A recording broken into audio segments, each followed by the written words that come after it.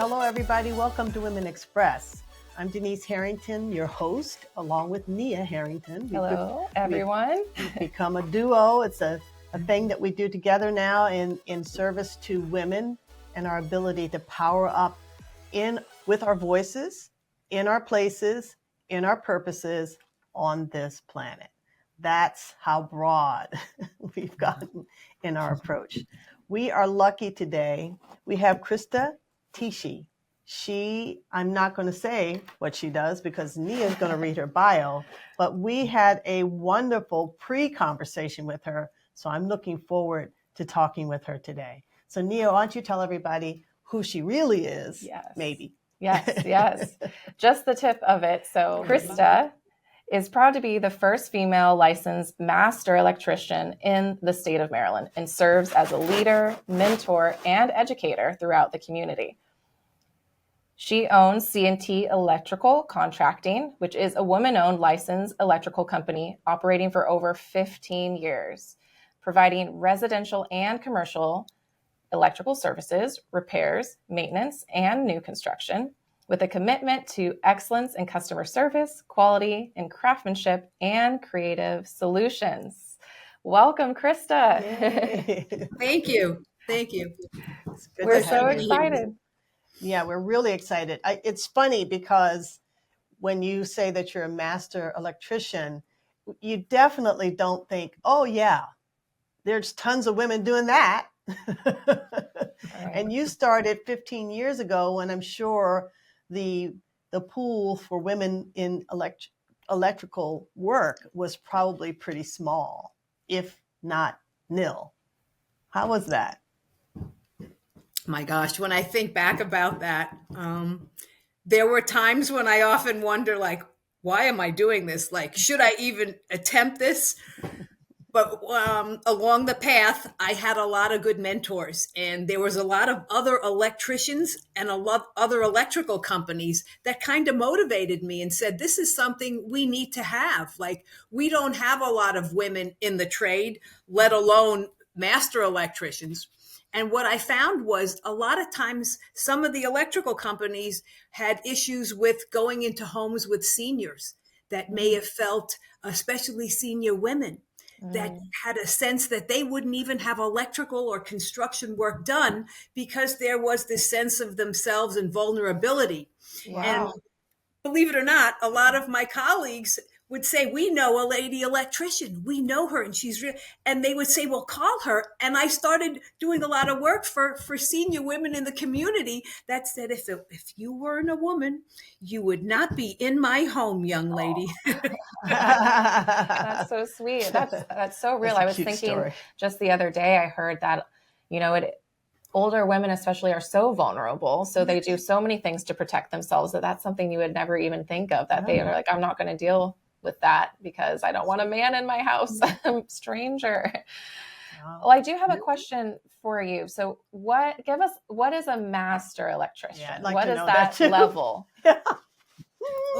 So a master electrician is someone that's actually considered well-versed in the field, that has studied, gone through the journeyman, an apprenticeship program, which usually takes 5 years, has completed a required set of hours working in the trade, and then gone beyond that for another 5 years. Wow. Plus you have to test in, and certain educational requirements, are the criteria.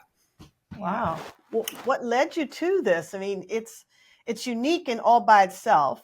So what led you into this profession? Okay, are you ready? Me? I'm going to tell you now. Look, if you're anything like me, people ask me, how did you start doing this? Like, there's always a pause, right? Yes, exactly. I actually came here as a single mom to pursue education. I was over at University of Maryland and then transferred over to Montgomery College for financial reasons. I was working part-time, and I said single mom, and I faced a lot of the challenges that one faces, sharing an apartment, daycare, studying, trying to work part-time jobs. And it seemed like I got to a point where I felt like, how much longer can I do this at the rate of progress that I'm making? And it seemed like the end result was so far down the road that was there another way that I could use my time and advance in a career, at a more expedient rate, or faster, let's just say fast. And I thought about something that I had done years ago after high school. Was I had done some work, and I actually had an office furniture business in Jersey years ago. And I thought, what if I went back into like a trade, like learned like a work study? And the word work study seemed, well, I'd have a job, I'd get a paycheck, and yet I'm still learning something that's going to advance me in a career. So I pursued at Montgomery College. I was looking for the trade building. And I'll be honest, I was a little humbled, like, I wanted to be the doctor, the lawyer, the pilot. I wanted all those things too. And I said, well, maybe not now. So as I'm walking around looking for the trade building, I ran into a gentleman, and he had like blue pants and a shirt on. And he said, you look like you're lost, he said. And I said, well, I'm looking for a building. And he said, well, what building? I said, well, the trade building. He said, oh, you mean the Godulski? I said, oh, okay, yeah, the Godulski building, if that's the trade building. So he said, well, what trade? And I got quiet for a minute, and I wasn't sure what to say. And I remembered fourth grade, I did a project in science, and I got an A on it for the little light bulb and the battery, and you push the button and the light bulb came on, and out of nowhere I blurred out, I said, electrical. He said, electrical. He said, well, I'm the head engineer here. He said, here's my number. I want you to go down to the union and you apply for this program and get in their apprenticeship. And I was like, oh my gosh. So I went home, I left that day, I had this information, and I, kept looking at it and looking at it. So I made the phone call, which at that time, that was a big thing, like to pick up the phone and it still is now, right? Like physical. And I went down to their hall and I signed filled out an application. And a few weeks later, they called me, and I continued this, got into an apprenticeship program. 5 years later out, I graduated. I became a foreman, became then a supervisor. And I've got now 2 boys. I was actually pregnant when I graduated. Oh, amazing. And the relationship didn't work out, but I have 2 wonderful sons, and I am so grateful, that I have them today. And they're actually pretty good in the field. And as it turned out, I decided that, as they were growing older, I wanted to be more available. I'm doing the whole thing that we face as women. Yeah, what do we do with jobs that start Yeah. at 5 o'clock and 6 o'clock in the morning? Yeah. Where is there a daycare that's open? Or 9 o'clock is also. That's what or 3. So I had to I used my friends, and believe it or not, I used my community. They say it takes a village to raise a child. Yeah. Well, it was people from my parish that actually helped me, and I would drop them off at 3, 4 o'clock in the morning. They would take them to school, and then I would pick them up at the end of the aftercare. And I did this for a couple of years, and I started thinking, I really need to be more available. As our children grow, you'll see they'll display when they need you. Yeah. And when there's times where you have to make time for them. Yeah. And I started noticing a little bit in the behavior and the grades. And I realized that I needed to make more time, and that the drop off and some of those things had to change. And it's funny because what you're saying about the whole idea of the community, which is a critical aspect of a woman's life. Community, relationships, those are all the things that are so important for us to not only have careers, but to raise our children. It's funny, last night I was listening to a dear friend of mine who raised 2 children by herself, not from the beginning. She was with her husband in the beginning, but then she raised them by herself. And she talked about having that community around her that she could depend on, even that community that you can't get to, that soccer game. And, you can call up Rachel down the street and Rachel will go, sure, I'll go watch. And it's so valuable. And oftentimes we're out there struggling with these ideas, but these ways of being have created some very powerful women like yourself. Yeah, it's interesting. I feel like this topic keeps coming up on the last couple of episodes that we've had. And for me, not being a mom yet, I'm learning a lot about how to advocate for yourself. Because I think that, when my mom, she was 6 days away from giving birth to me when she had the biggest contract of our new business when the business first started. And, everyone was worried, like, you're about to give birth. Don't go do the training. She's like, I'm making that money. I'm going to show up. I was not going to leave that money on the table. And I'm like, how does one do that? And I guess for me, I'll figure it out when I'm a mom, but it's so great to hear these stories first to know, okay, no, you can advocate for yourself. You can ask for help to make it work, whatever you can do, and that there are people that will help you. It's inspiring for sure. But I think that's like one of the things. You and I met on a panel for the Greater Bethesda Chamber of Commerce, but everyone was just so inspired by, because I feel like you're just like get it done kind of woman. Like you have a vision. And I think, as you said, you kind of put that vision to the side to get it done, to be a mom, to really build your career. But I'm sure in the beginning it was really intimidating. So tell us a bit more about the start of that journey for you. In other words, how I got into the industry, you mean? Well, once you were there, because I know that it wasn't, I'm sure, easy when you first started. No, you're right. So, I mean, even in the apprenticeship, a lot of times, and I would go to class, and oftentimes, whatever the instruction might be, let's say bending pipe, the guys in my class would all grab the bender, and I would be standing there. Or they would all get to the like they would have little mock versions that you would work on with the circuitry and all, and they would all be there and I would be standing in the back. And what I found was, as time went on, I didn't want to make any waves, and I wanted to just kind of be learning, and I knew I was the only one. There was 2 other women I remember in my class. One ended up getting very ill and passed, and the other gal ended up going into the office right away. I knew that's not what I wanted to do. I enjoyed being outdoors. I enjoyed the physical activity. And one day I just said, I need to do this for myself. Like, if you don't let me try this, I'm not going to learn. Mm-hmm. And they all kind of looked at me. And what I realized was the gentlemen, the men in my class, the men that I dealt with in the trade, it was the way they were raised. There was this nurturing quality to take care of women, right? And that's what they grew up with. So that's what they displayed to me. But I had to say, listen, I really appreciate this, but if I don't do it for me and myself, I'm never going to learn. And what's going to happen when I graduate and you put me on a job site and say, Christa, I need you to go over there and run pipe in that room from A to B, and I can't do it. Now I'm expendable, right? So I need to be as good as I can be, or the best that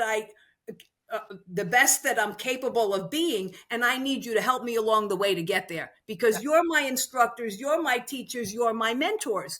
So they said, well, what do you want to do? And I said, well, let me try these transformers out over here. I want to see how they work.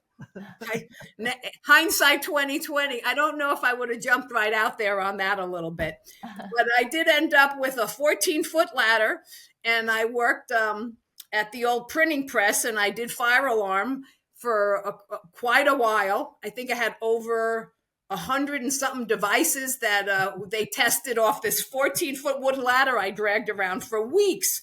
And when they turned it on, the ultimate feeling that you wait for in electricity is, will the lights go on when the switch is turned? Will the alarms work and I had this foreman looking at me, and he's like, all right, kid, here's the moment of truth. What's going to happen? And I'm thinking, oh my gosh. Well, every one of those darn things worked. Yay. And I knew I had been taught correctly. I'm getting the right instructions. Yeah. When it came to go ahead. When you talk about nurturing, what were they doing? They didn't want you to lift things, or how were they trying to protect you? What was that? What did that look like? Some of it I would say was yes, not like, you don't have to do that. We'll get it. We'll lift the bundle of pipe. We'll do. But some also, it was the learning component where I wanted to do something and I needed to do it myself in order to, because I'm tactile. I'm physical, I'm visual, and I'm tactile. So I need to do, I could kind of listen to you telling me about it all day, but unless I actually physically do it, that's when my learning really takes place. Right. And some of it was, like I said, with the transformers, I saw work being done, but I didn't really understand it. And I wanted to be able to have a better understanding of it. So I asked about working on transformers, and they put me on these big, huge 10K and 45K transformers. And the wires were about as thick as like three of my fingers together, and you had to run the conduit, and then you had to pull it through and land it. And I'm sure it was quite a sight watching me from afar. I'm quite sure. And but I managed to do it and land it and do everything that I needed to do and use certain tools that otherwise you wouldn't use. And when it came down to it, then I was able to then show the next person. Right. Good. And And that that was was male part of or female, right? Yes. Yes. And when you can show somebody twice your size something, oh my gosh, that's an empowering moment, right? Okay. Because I found that's how, for me, the key to success and respect was always to be just as good, if not better. And for me, that was a lot of times you had to feel like you were better than everybody else in order to earn that respect in a predominantly male-oriented field. Yeah. Yeah. That was one of the questions that we talked about. One of the topics we talked about when we interviewed you for this podcast was don't be intimidated in any space, even if it's male dominated one. You know, that's what we talked about. But I'm sure there were moments, right? Yes, there were moments when I can honestly say I probably did one of these. Like, why am I doing this? Should I be doing something else?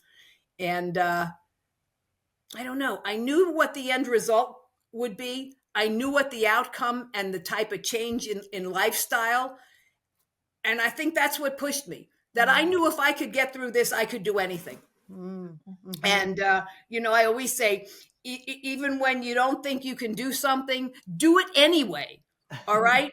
And because the only thing that's really holding you back from being victorious is going to be the help that you get along the way. And if you get the right help, there are no barriers. Yeah. And is it important, do you think, especially, we keep saying especially because you're a woman in that space, but it sounds to me that these principles could be for anyone. But specifically, you're saying, hold your ground, speak up, ask for what you need, and don't stand in the background thinking that you're going to get something by osmosis. Jump in there and get it. You're absolutely right. I had to learn I couldn't be, I don't want to say the word submissive, but I couldn't stand by silently, right? And just expect the changes to take place. And I think that's where we advocate for ourselves. We have to let people know what we need, or they won't know. You have to let them know in a nice way. And so some of the men that were did a lot of protecting me, I guess, in a way of safety. A lot of times they didn't want me to get hurt. They didn't want me to lift something heavy. They didn't want me to be exposed to the extremities of the outdoors in the cold. But I needed to experience that in order to be able to teach the next person. Yeah. It's funny.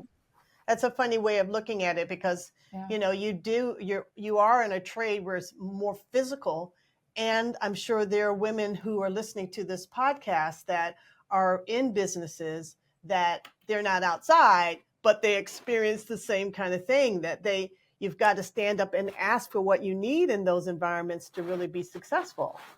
Yeah. Yes. And it sounds a little bit too, it's not just using your voice, but physically showing that you can do it, even if you are in there and you're shaking and there's little tears running down your eyes. You're like, I'm still going to stand in here and show up. I think that's true in all sorts of businesses. Oh, yeah. You talked about, I love this next point because we have 3 points, of course. And if anybody who's listening knows us, we always have 3 points. Okay. Mine remembered. Okay.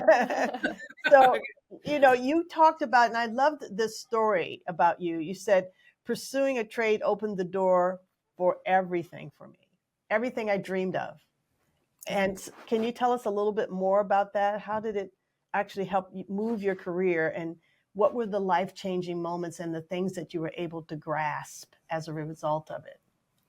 Well, I ended up starting, like I said, I went and started a business because I needed to be available to my boys. So as a parent, women that often think about opening their own businesses, Yeah. it allows you more versatility for the time, the when you can go to work, when not. I was able to drop off at the school, pick up, and then if I needed to work on a weekend or in the evening, but I could adjust my schedule. It wasn't something that was dictated to me and that I had that adapt and flexibility. So I could go to a soccer game if I wanted to.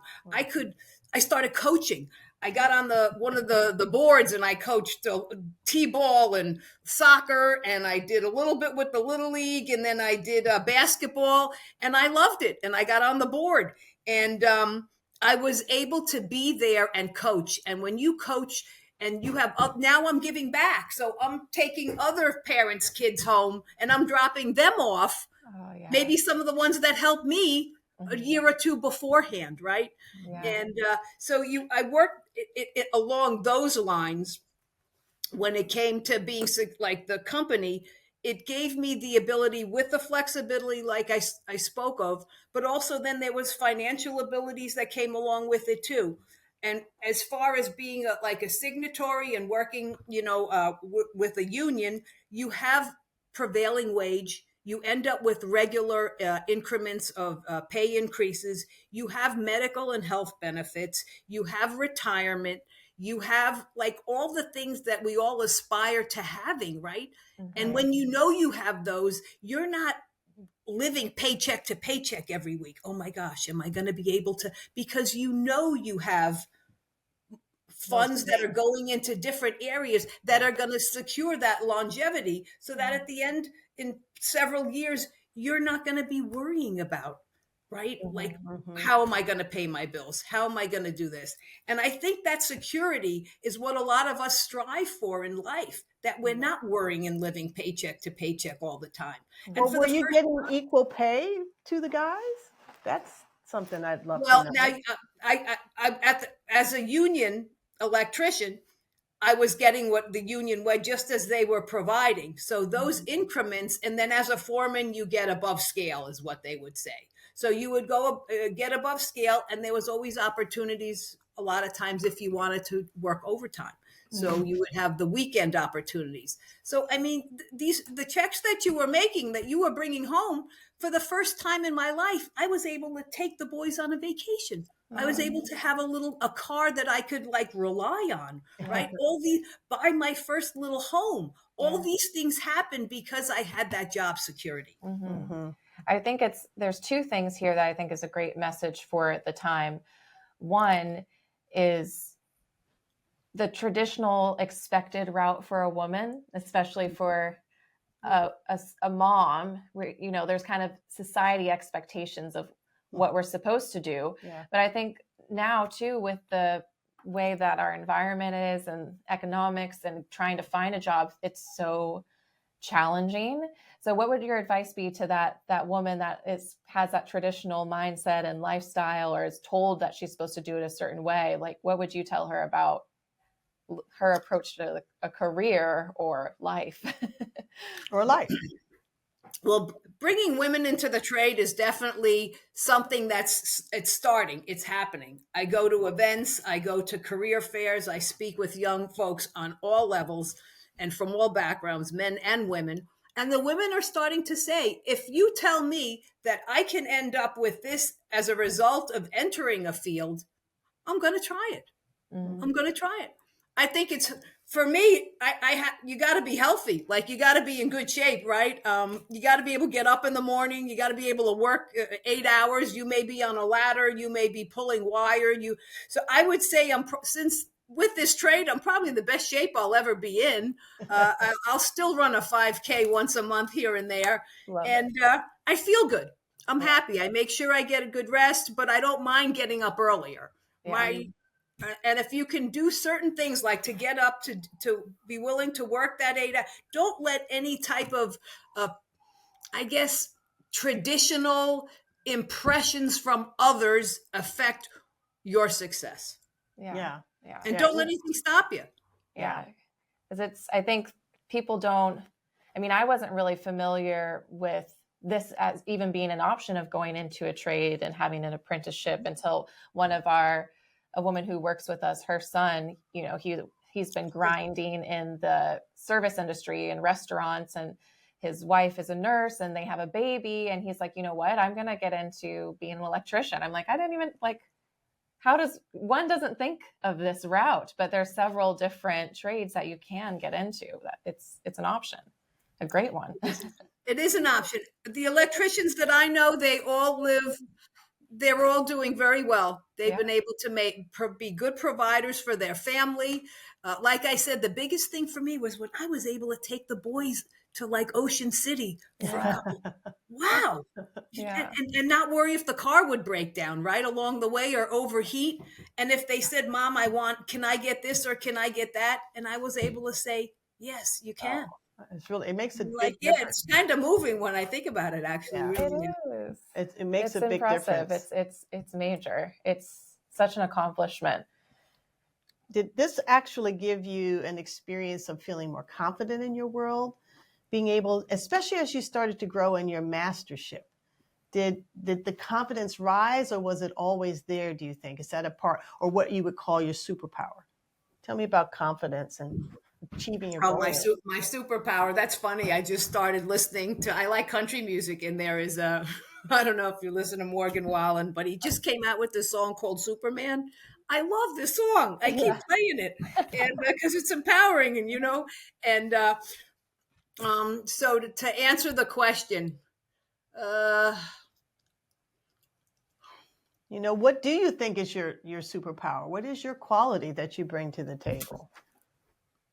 I think the challenges that I faced, I had an electrician that I worked with. He was actually from the Navy, and he was my go-to guy. His name was Lloyd, and whenever something was going wrong, I would go grab Lloyd. Oh, I was a foreman on St. Elizabeth's Hospital for, oh my gosh, probably almost 3 years. And everything and anything that you could have experienced in the trade, I think happened at St. Elizabeth's.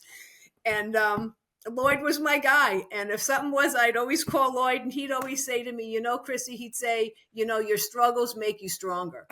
And I would say to him, what is it about you that I always go to you for stuff?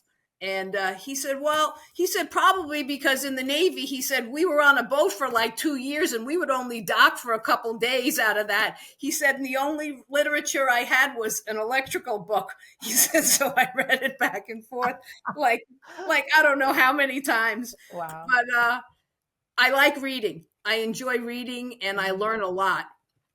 From the books that I read about the world, about cultures, about society, about electricity.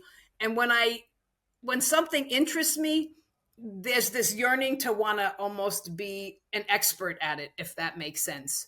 If it doesn't interest me, I'll put it down. But if it does, then I want to know everything about it, because ultimately I like to take something that's broken or something that needs attention and repair it, put it back together and fix it. And the challenge for me in the industry a lot of times is when someone calls me up and says to me, like, we have no power, we can't figure out what happened, blah, blah, blah, and then fixing it and finding a way, even if it's difficult, to make sure they have what they need and you put power back on. And sometimes it's not an easy fix, but it's the figuring out how to do that I really enjoy. And that's when I get that aha moment. And then when you put the little switch on and all the lights go on, not only 3 of them out of the 6, and then you did a good job. And when you can stand back and judge your own work and feel good about it, that is an empowering moment. Yes. Well, in an esoteric vein, when you talked to us earlier,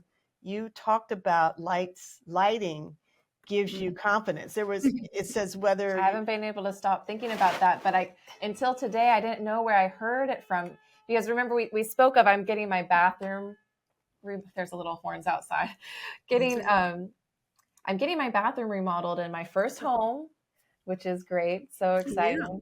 Yeah. And every time I'm like, what light should I get? I'm like, I need to make sure it's bright in here, because lighting gives you confidence. It's been in my mind ever since we spoke. Oh, you said that. Yeah. You said she said, dig into it. It's what it means to feel lit up and confident. That to me is something. I mean, I love that. You want to talk a little bit more about that? Being lit up and confident in your environment and in yourself. That's great. Do you remember saying Lighting does. Lighting, the shadow, the color, the shades, the different colors, the differences on the Kelvin scale can actually soothe some people. I've had hospital workers that asked me for a specific Kelvin scale on their lighting because they were exposed to high, bright lights all day. And when they came home, they wanted something soothing. So the lighting can have various effects, either bright lighting for illumination, for clarity. So when I can't see something and I'm struggling to read it, where is your confidence when you're I can't, I don't even know if I'm reading the right word here or if I'm presenting, but if I can see it clearly, I got it. Yeah. Yeah. It's so true. I feel good about what I'm doing. I feel good about where I'm at, the room that I'm in, right? And what it does for me. And to me, lighting, especially if it simulates natural lighting, gives me energy. And when I'm energized, I'm motivated. When I'm motivated, I get things done. When I get things done, it's a better world for all of us. Yes. Yes. This is And so we're all true. happy. So let your light Let your shine. light The light shine. That's what it is. Gotta love Light and lights plural. Yes. I want to dive into a little bit more about your personal life because I think that this is what really got people jazzed. You have so many different stories, but your energy or your light shines in all of those spaces. But tell us a little, there's so many things I love about you, but your morning routines, what you love to do. And then I know you had some passions that you set aside to learn the trade and start your business that you've now picked back up that I think are pretty interesting and exciting. Like flying. Okay. She's a multifaceted. She has lots of different lighting things about her. Well, let's see. I usually start my morning up, and this is as a result of experiencing the struggle teenagers have with getting up on time out of bed and that argument that you would have as a parent. And I said, we got to figure out something for it. So I decided to play good music in the morning that I like. I find my favorite song. I make sure my floor is nice and clean. And I usually slide across my floor in the morning to whatever the song is that I like. And it seemed like I would talk about this, and it gets a little catchy. Not everybody dances, but if you play what you like to hear as you're waking up, it motivates you to get up out of bed. And if you can associate whatever that song is with something positive in your life, whether it's an event, whether it's an activity, maybe it's just the music itself. Like I love a trumpet, the sound of a trumpet or bagpipes, like certain sounds to me, they just like that song I was telling you, super. I'm like, wow, this really gets, so that's my new song that I glide across the floor in the morning as I'm getting ready. And I'm looking forward to my day. Why? Because I like what I do. And for me, it's all about like helping others. And when I get up, the first thing I kind of say out loud to myself is, how do I help somebody else? If the opportunity is to be of service to the community today, please reveal that to me that I can embrace that and, take that on. And then I go about my day, and it could be right now I'm flying at like in the morning, 7:00 is my flight time. So I can fit it in. And if I can be up at that airport at 7:00, getting the plane ready, and then, flying over like Air Park and up to Carroll County, my goal is to get my private pilot license in the near future. But I still got to do my solo flights and have a little bit of work to do. But I enjoy it, and just kind of share. My instructor is he's a young guy, and the other day we were doing stalls, and he said to me, Christa, he said, we are turning off the power to the plane and we are going down, and you are not very quick on. I said, well, I know what we're doing. I need to experience it and be okay with it, and then I'll get us out of the hole. So very hands-on learning, huh?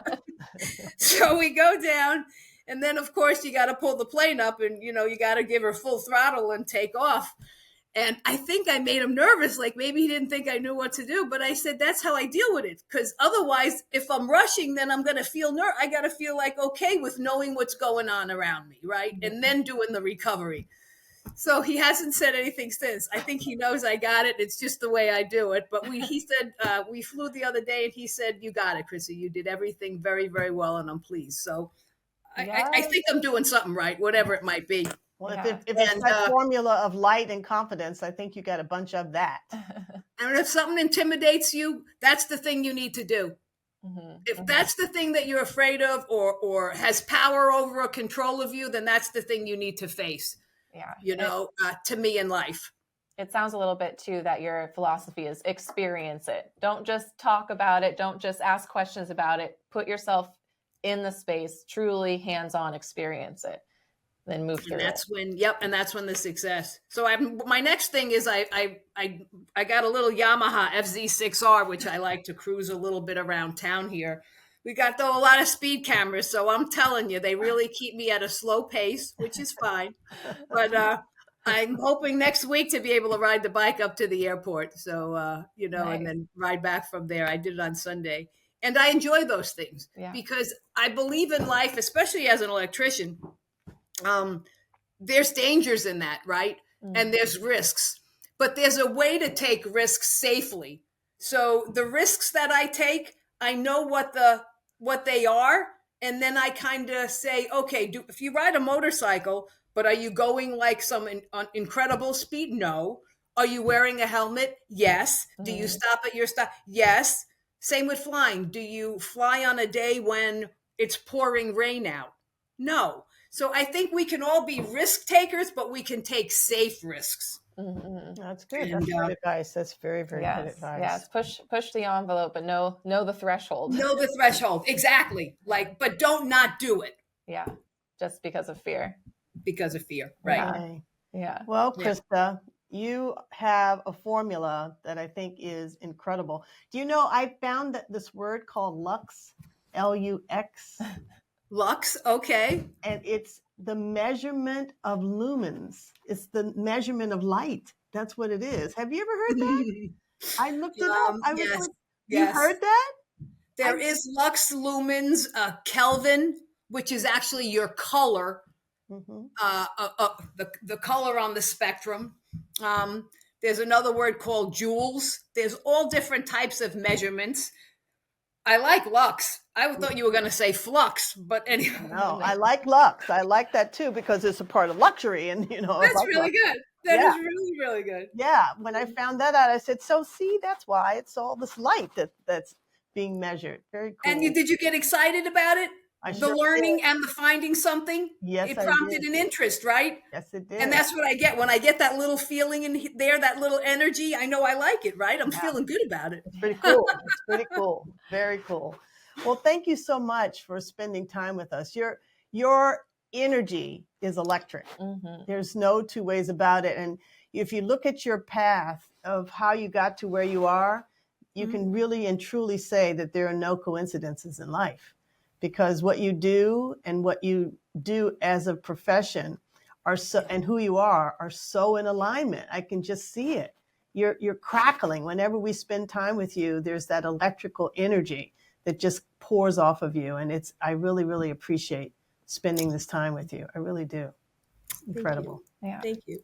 Before we sign off, I just want to give you a little bit of space to talk about your business or what's important to you right now. Is there anything that you want to share? I know mentorship is important, but just giving you a platform to talk about and promote what's important to you right now. Actually, yes, I will. I'm going to tell you about my electrical career readiness class, which I started through the business. So I started C&T, and I told you why. And we actually ended up being a finalist in Best of Bethesda this past year. Yay. So that was really that was a really good feeling. Those of you who are out there in the world, that's Bethesda, Maryland, which is a really big thing. It's in Montgomery County, which is a really big thing. Yes, major. It's cool. So that was quite the accomplishment for me. It's kind of like you feel like you've gotten to a level that you have aspired to for almost for years, right? Yeah. And then I shared with you last time that I started a class. So I taught at the high school last year. I ended up teaching electricity and engineering at Seneca Valley, which was the first class in a CT field that they offered. And after a year, I found some barriers, and I felt like I could really do so much more for these kids, or I felt the need that I wanted to. And I ended up going back. I went to my union. I said, listen, I really think we need to open doors for these young people here in Montgomery County. And they said, well, like, Chrissy, what do you want to do? So I whip out this, and I said, well, here, I wrote this class, and here is the curriculum for it. This is what I want to do. And I think if we do this here in Montgomery County, we can actually open the door for young people in the CT field. And they said, oh, okay. So they looked at it, and we ended up going in with a grant with the National Electrical Contractors Association, IBEW, and C&T Electrical Contracting. And we started the class. I went to the Montgomery College. They were so impressed. They said, Chrissy, come here. We want you to teach this class here at the college. So we've gone from just a handful of young folks to now this summer session. I probably will have to start a second session. Instead of teaching it one night a week for 8 weeks, it looks like we're going to be teaching it 2 nights a week for 8 weeks. And just a little synopsis of what we do is young folks, 18 to 25, men and women, young folks. I offer this class that if they have an interest in the industry, and they have just basic things, though, they need a driver's license, birth certificate, a social security card, an interest in the field, we provide them with a full set of tools. I give them a contractor that will employ them for 8 weeks at 40 hours a week. And if they do well, we're going to continue them on. Mandatory 8 weeks attendance at my class, though, from 5 to 9, one night a week. I get speakers to come in. We deal with financial literacy. We address the trade itself. We work with hand tools. I talk about the history of electricity, and we have a lot of fun. Amazing. And at the end of 8 weeks, they complete everything the way asked.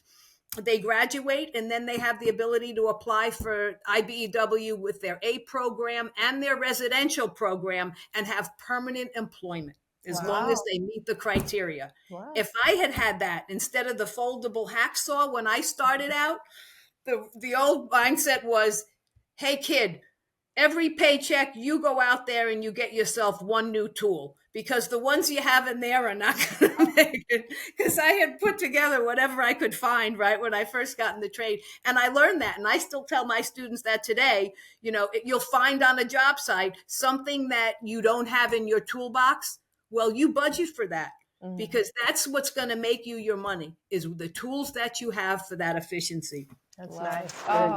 Very congratulations. Good. Well, congratulations. I'm pretty excited about this next. And I'm working now on, I have a couple of young folks that have said to me, I don't have the vehicle, because you need a vehicle to get to the job site. So I'm working right now on maybe a few carpools, but also if there's a way I can work with the county and the construction, the Automobile Trade Foundation and Workforce to try and come up with either a scholarship or possibly reduced costs, so that one of these vehicles can be, like, we can provide a vehicle or two to some of these young folks. Fantastic. Yes. Really, thank you for sharing, because hopefully our listeners out there maybe could be of support or be interested in the program, either one. So this is, that would be great. That would be awesome. So your company is C&T. Tell us, what's the name of your company? C&T Electrical Contracting, and you can find us on any of the social media. But if you want to do any research on me, you could just type in Christa Tichy, Christa Tichy. All right, Christa. It's been more than a joy to, again, be with such an electrical wizard, master, and energetically just powerful woman. I appreciate your time for being here with us. And we'll stay in touch, because Nia has some ceiling lights that need to go into her new condo. Yes.